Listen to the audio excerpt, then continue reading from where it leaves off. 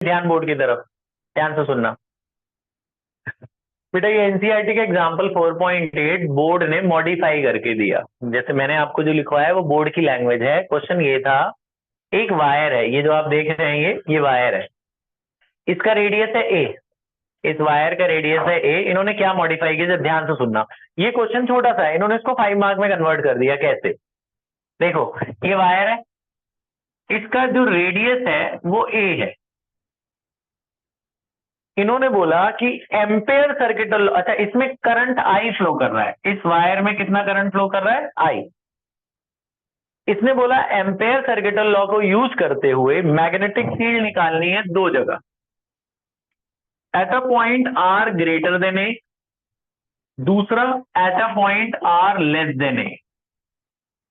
Greater than A का मतलब क्या होगा? आउटसाइड दी वायर, और लेस देन ए क्या होगा? Inside the wire. तो वायर के बाहर और वायर के अंदर एम्पेयर सर्किट लॉ से मैग्नेटिक फील्ड निकालनी है। ठीक है, एक बात हो गई। फिर उसका ग्राफ भी बनाना है। बोला मैग्नेटिक फील्ड वर्सेस डिस्टेंस का ग्राफ बनाओ। ये इसमें नहीं लिखा, इसमें इन्होंने खाली मैग्नेटिक फील्ड बोला है। फिर बोला ग्राफ बनाओ, ग्राफ इन्होंने आगे दिया हुआ है। ग्राफ के बाद सेकेंड पार्ट एनसी उसने बोर्ड ने खुद ऐड किया। बोला मैग्नेटिक फील्ड का रेशियो बताओ। कहा? at a point a/2 above the surface and a/2 below the surface। ठीक है, r की value a/2 above the surface, surface से ऊपर a/2 और सरफेस से नीचे a/2 डिस्टेंस पे हमें मैग्नेटिक फील्ड की रेशियो बतानी है। समझ में क्या क्या करना है? चार चीजें करनी है। पहला मैग्नेटिक फील्ड निकालना है r ग्रेटर देन ए पे, दूसरा r लेस देन ए पे, फिर तीसरा इसका ग्राफ बनाना है, इन दोनों का मैग्नेटिक फील्ड, इन दोनों का ग्राफ बनाना है, मैग्नेटिक फील्ड वर्सेस आर। चौथा उन्होंने बोला मैग्नेटिक फील्ड की रेशियो बतानी है। कहा? सरफेस से a/2 ऊपर अपॉन में सरफेस से a/2 नीचे। क्वेश्चन समझ में आ गया? अब हम आ जाते हैं अपने टॉपिक पर, ध्यान से सुनेंगे आप। देखो, तो एनसीईआरटी का एग्जांपल नंबर था आपकी बुक का 4.8। तो देखिए आप क्या करेंगे, आप एक वायर लेंगे, वायर का रेडियस आप ए अज्यूम करेंगे। ये वायर का रेडियस ए है, इसमें करंट कितना फ्लो कर रहा था? आई। तो आप लगाएंगे, यहां लिखना according to Ampere circuital law. Ampere circuital law याद है? B dot D L is equals to mu naught I. B dot D L outside the surface is given as mu naught I. B तो constant है, B बाहर ले आओ, DL को integrate करोगे आप। तो आपको याद है एम्पेयर सर्किटल लॉ में जब हम कोई सर्कुलर पाथ लेते थे, अगर हम ले रहे हैं eight a point outside the surface, outside the surface हम लेते हैं सेंटर से आर डिस्टेंस पर है। पहले हम ले रहे हैं, पहला पॉइंट हम ले रहे हैं बेटा when R is greater than A. R is greater than A में बाहर तक जाएगा ना वो पॉइंट। जब रेडियस से बड़ा होगा डिस्टेंस तो वो कहां तक जाएगा? आउटसाइड दी वायर तक जाएगा। तो अगर इसका सर्कल, डीएल का मतलब क्या होता था? लेंथ। किसका लेंथ? इस सर्कल का लेंथ। याद है सबको? वायर के अराउंड जो क्लोज लूप होता था उसका सरकमफ्रेंस क्या होगा? सरकमफ्रेंस की वैल्यू क्या होगी? 2πr, है ना। और यहाँ पे क्या है? म्यू नॉट आई। तो मैग्नेटिक फील्ड कितनी आई? 2πr नीचे चला जाएगा। तो मैग्नेटिक फील्ड कितनी आई? Mu naught I divided by 2πr। तो ये पहले पार्ट का आंसर आ गया कि eight a point outside the surface magnetic field is mu naught I divided by 2πr। जो नॉर्मल इनफाइनाइट वायर का होता ही है ना। इनफाइनाइट वायर के बाहर किसी पॉइंट पे मैग्नेटिक फील्ड कितनी निकलती है? यही निकलती है। अच्छा, अब इसी में ही at a point, second, at a point R less than A, ये जरा ध्यान से सुनना। अब ए से छोटा, जब ए से लेस होगा तो कैसे करेंगे? At a distance R less than A, जरा ध्यान से देखना बेटा ये वाला पार्ट। लेस देन ए में आपने क्या करना है? एक वायर बनानी है थोड़ी सी थिकर,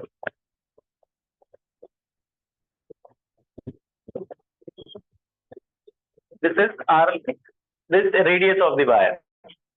लेस देन ए में क्या होगा? वायर के अंदर जाओगे आप, ये मान लो एक वायर का छोटा सेक्शन है, इसका रेडियस हम आर मान ले रहे हैं, इसका रेडियस हम क्या मान रहे हैं? आर। पूरी बड़ी वाली तार में कितना करंट फ्लो कर रहा था? आई।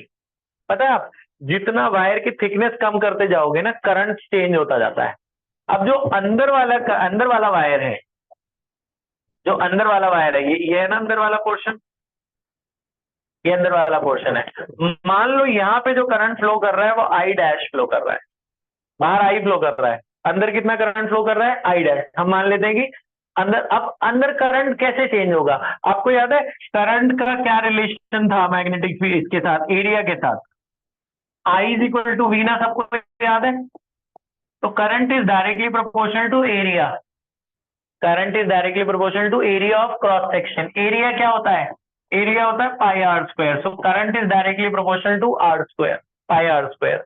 तो करंट एरिया के रेशियो में डिवाइड होता है, याद रखना। तो जो अंदर वाले पे करंट होगा, ध्यान से सुनो, जो अंदर वाले का करंट होगा, जो आई डैश होगा, वो क्या निकलेगा पता है?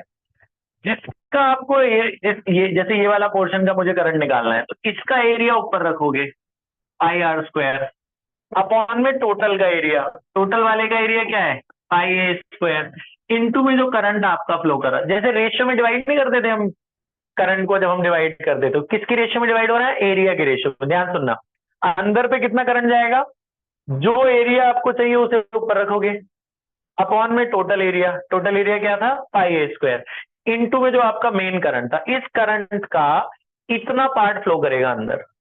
तो आई डैश की वैल्यू कितनी आई बताओ? पाई से पाई कट गया, आई डैश की वैल्यू कितनी आई?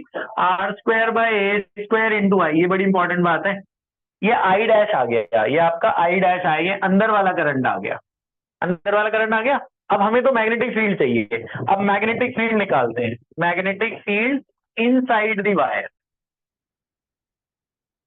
मैग्नेटिक फील्ड का फॉर्मूला यही लगेगा। मैग्नेटिक फील्ड का क्या फॉर्मूला था? म्यू नॉट आई अपॉन में 2 पाई आर। ये कैसे हट गया? तो मैग्नेट यहाँ पे आपको याद है क्या था? B dot D L, magnetic field. ये स्टेप याद थे आपको? क्या था यहाँ पे? बी बाहर ले गए थे, अंदर क्या बच गया था? डीएल। डीएल का इंटीग्रेशन क्या हो गया था? 2 पाई आर, और वहां पे क्या था? म्यू नॉट आई, इधर भी म्यू नॉट आई, फिर ये 2 पाई आर नीचे चला गया था, ये बीच में बैठ गया। तो आउटसाइड द वायर इतना आया, इनसाइड द वायर में क्या बदला? करंट बदल गया ना। फॉर्मूला यही लगाने वाले हैं हम यहाँ पे भी, बस आई की जगह क्या लिखेंगे? I dash. तो इनसाइड दी वायर में मैग्नेटिक फील्ड क्या होगी बोलो? Mu naught I dash divided by 2 pi are.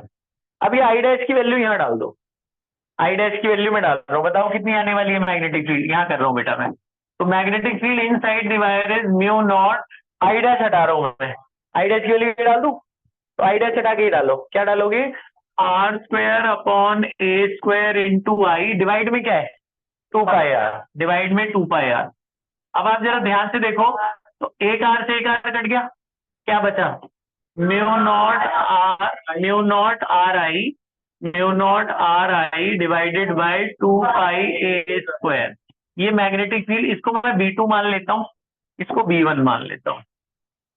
जरा दोनों में ऑब्जर्वेशन आप करो, यहाँ पे जो मैग्नेटिक फील्ड है वो आर के इनवर्सली प्रोपोर्शनल है ना?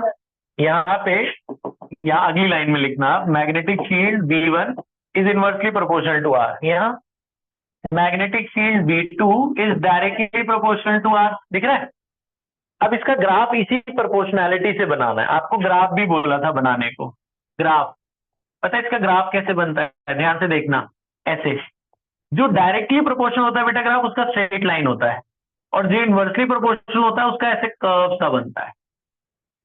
तो ये जो है ये डायरेक्टली प्रोपोर्शनल है, magnetic field is directly proportional to R, और यहाँ पे इनवर्सली वाला है, वहां पे ऐसे आपने डालना है। और ये जो पॉइंट दिखाएंगे, ये जब आर और ए के इक्वल है वो दिखाएंगे। तो आप देखो सबसे ज्यादा मैग्नेटिक फील्ड कहाँ रह रही है? सरफेस पर। जब आर की वैल्यू ए डाल दो तो ये मैग्नेटिक फील्ड क्या हो जाएगी? म्यू नॉट आई अपॉन 2 पाई ए। यहाँ भी जरा आर की वैल्यू ए डालना, तो ए और ए कट के वही आ जाएगा ना, mu naught I by 2 pi ए। इसमें एक पार्ट पूछा मैग्नेटिक फील्ड मैक्सिमम कब होगी, तो आप यहाँ लिख दोगे, क्या लिखोगे? Magnetic field is maximum on the surface. Magnetic field सबसे, आप ग्राफ में देखो सबसे ज्यादा मैग्नेटिक फील्ड कहाँ जा रही है? जब आर और ए के बराबर है। ये एक पार्ट खत्म, यहां तक कि आपको 3 नंबर मिलेंगे। अब 2 नंबर बोर्ड में और ऐड किए, ध्यान से देखना। इसमें मैंने आपको एक पॉइंट पूछा, मैग्नेटिक फील्ड की रेशियो बतानी है एट अ पॉइंट, ध्यान से सुनना। मैग्नेटिक फील्ड की रेशियो कहां बतानी थी? Eight a point a/2 above the surface, surface से a/2 ऊपर, सरफेस से a/2 ऊपर और सरफेस से a/2 नीचे, है ना, यही बोला था ना, सरफेस से a/2 मीटर ऊपर। तो एट अ पॉइंट, जरा देखो, eight a point a/2 above the surface. ये जरूर दोबारा कर लेना क्वेश्चन, ये बहुत अच्छा क्वेश्चन है। मुझे बताइए आर की क्या वैल्यू होगी। आर कहां से नापते हैं? सेंटर से। सेंटर से इतना तो रेडियस ही है और उसके ऊपर भी a/2 जाना है, तो टोटल डिस्टेंस कितना हो गया? a plus a/2। Total distance क्या हो गया? a plus a/2। कितना आ गया? 3a/2। ये बात समझ में आई?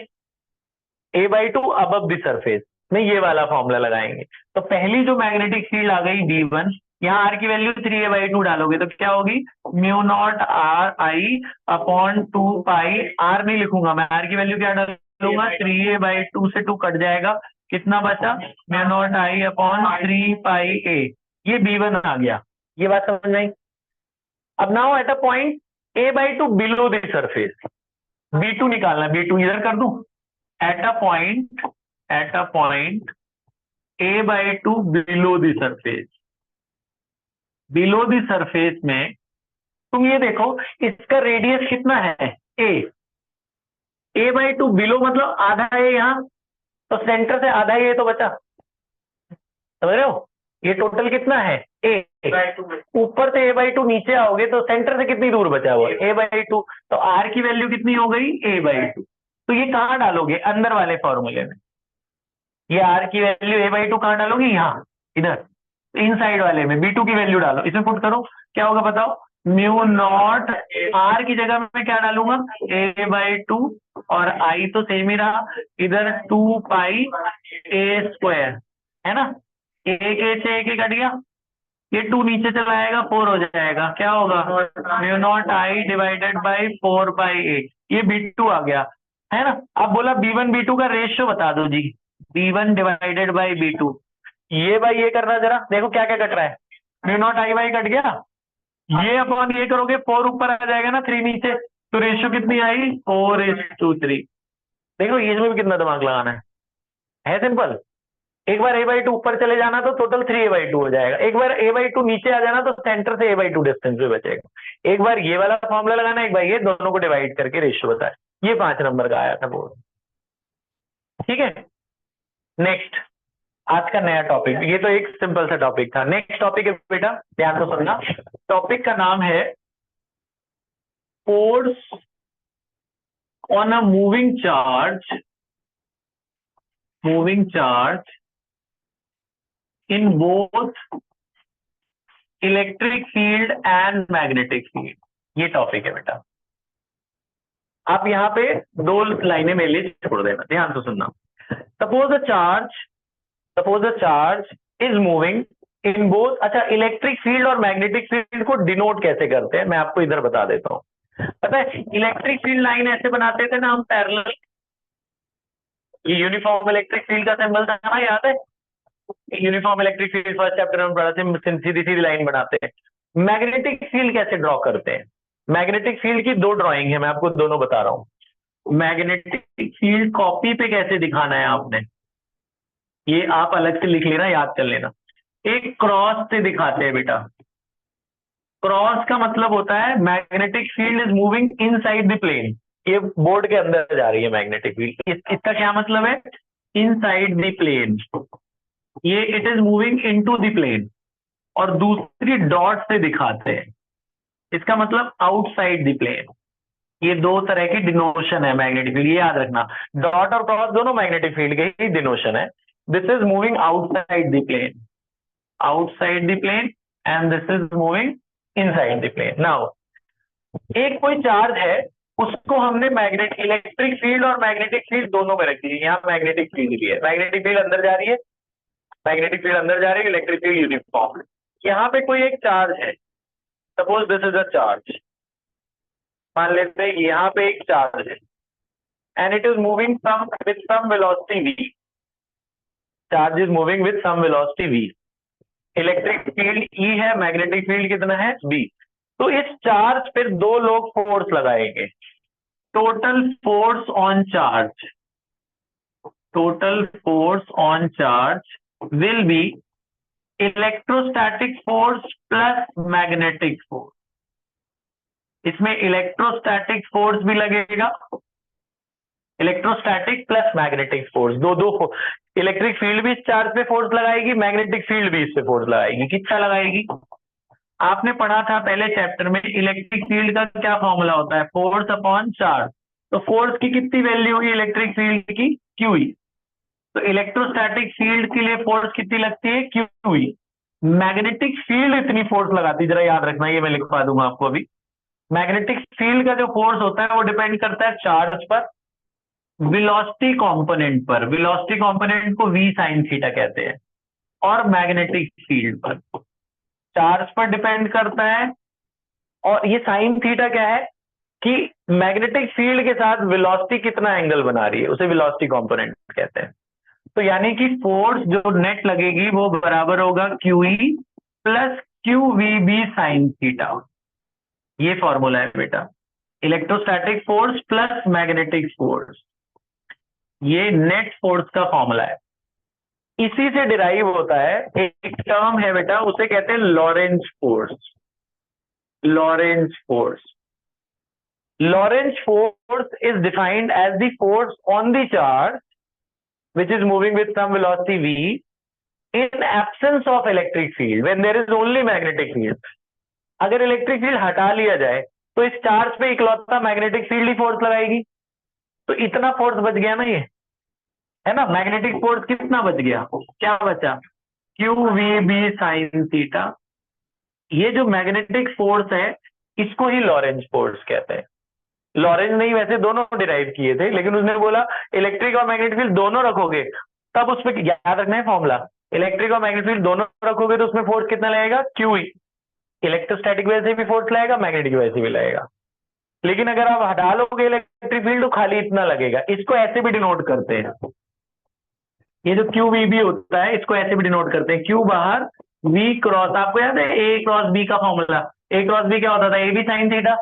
तो AB साइन थीटा को हटाकर A क्रॉस B भी लिख सकते हैं ना, V और B के बीच का क्रॉस प्रोडक्ट। माने मान लो अगर वेलोसिटी इधर जा रही है, मान लो वेलोसिटी इधर जा रही है, मैग्नेटिक फील्ड इधर जा रहा है, तो जो फोर्स लगेगा वो बाहर की तरफ लगेगा। माने ये तीनों परपेंडिकुलर होते हैं। कौन? Force, velocity and magnetic field, all three are mutually perpendicular. तो ये फॉर्मूला याद कर लो। ये किसका फॉर्मूला है? जब कोई चार्ज मैग्नेटिक फील्ड में चल रहा है, रुका नहीं हुआ, रुकेगा तो force zero. When a charge is moving with some velocity v inside a magnetic field at some angle theta, तो जो उस पे फोर्स लगेगा उसे लॉरेंज मैग्नेटिक फोर्स बोलते हैं। वो कितना होता है? QVB sine theta. इससे रिलेटेड एक टॉपिक है, वो डेरिवेशन है छोटी सी, वो भी करा देता हूं मैं। वो है बेटा expression for magnetic force on a current carrying wire, on a current carrying wire placed in a magnetic field, placed in a magnetic field। ध्यान से सुनना बेटा, एक वायर है, एक वायर है उसमें करंट है I, एक वायर है उसमें करंट है I, उसको हमने मैग्नेटिक फील्ड में रख दिया है। वायर में करंट है I, उसको हमने मैग्नेटिक फील्ड में रख दिया है। ये मैग्नेटिक फील्ड है, वायर में करंट है I, उसको हमने मैग्नेटिक फील्ड में रख दिया है। इस वायर पर, आपको याद है किसी वायर में करंट छोड़ दो भी मैग्नेट बन गया, उसे इलेक्ट्रोमैग्नेट बोलते हैं, और बाहर भी मैग्नेटिक फील्ड है। तो ये मैग्नेटिक फील्ड इस वायर पर कितना फोर्स लगाएगी, उसकी डेरिवेशन है, छोटी सी डेरिवेशन है, ध्यान से सुनना। शुरुआत वैसे ही करते हैं, लॉरेंज फोर्स से शुरुआत वैसे ही करेंगे। लॉरेंज फोर्स का अभी हमने डिराइव किया फॉर्मूला, फॉर्मूला क्या था याद है? QVB sine theta, QVB sine theta. अब Q तो एक अकेलौते चार्ज पे है ना, इस वायर में तो बहुत सारे चार्ज होंगे। इस वायर में तो मान लेते हैं इस वायर की जो लेंथ है वो L है, इस वायर की लेंथ कितनी है? L। आपको याद है वो पहला chapter, Q is equal to total charge क्या होता था? NE, quantization of charge. Total charge क्या होता था, NE। मैंने आपको बताया था कि कभी भी किसी वायर पे टोटल चार्ज निकालना है तो इनटू वॉल्यूम और मल्टीप्लाई कर देते हैं। ड्रिफ्ट वेलोसिटी में भी हमने करा था ये कंसेप्ट, इनटू वॉल्यूम और मल्टीप्लाई करते हैं। वॉल्यूम का क्या फॉर्मूला होता है, एरिया इनटू लेंथ। इस वायर का area of cross section A है, इसकी लेंथ कितनी है, L। तो टोटल चार्ज की क्या वैल्यू आई, NEAL। यहां डालो, क्यू की क्या वैल्यू है, NEAL। बस 2 लाइन की डेरिवेशन है, छोटी सी डेरिवेशन है, ध्यान से सुनना। मैंने क्यू की वैल्यू डाल दी, बाकी एज इट इज लिख दिया, VB साइन थीटा। फिर हमने पढ़ा I is equal to V ना, हमने पढ़ा ड्रिफ्ट वेलोसिटी का कंसेप्ट। I किसके बराबर होता है, तो वीना को हटाकर आई लिख सकते हैं। ढूंढो इसमें वीना है, क्या है वीना, देखो ये रहा VENA, वीना है ना। वीना हटाकर मैं क्या लिख दूंगा, तो वीना हटा के लिख दो आई, बचा कौन, LB साइन थीटा। तो ये फोर्स का फॉर्मूला बना बिल साइन थीटा। याद कर लो, देखो ये इसको जोड़ के पढ़ो तो क्या बना, बिल साइन थीटा। अभी समझ में बिल कहाँ से आया, यहाँ से आया। तो ये आगे का पढ़ रही थी ना, तो पीछे का पता ही नहीं। तो ये फर्स्ट समझ में आया। तो मैंने आपको इस रिकॉर्डिंग में 2 फॉर्मूले बताए फोर्स के, जरा दोनों जरा याद रख लेना। अगर कोई चार्ज मैग्नेटिक फील्ड के अंदर चल रहा है तो उसपे क्या फॉर्मूला होता है फोर्स का, QVB साइन थीटा। और अगर कोई वायर जिसमें करंट है वो मैग्नेटिक फील्ड के अंदर रख दिया जाए, यहाँ पे आप जब डेरिवेशन करेंगे 2-3 लाइन छोड़ना, तो वायर पर मैग्नेटिक फोर्स कितना लगता है, B I L sine theta. Both are formula of magnetic force. वो QVB साइन थीटा था, वो सिर्फ चार्ज के लिए है, और ये पूरी वायर के लिए जिसमें करंट है। बात समझ में आई। तो अब आप ये सारा कर लो, फिर मैं आपको कुछ और बातें बताऊंगा। अभी पॉज करते हैं।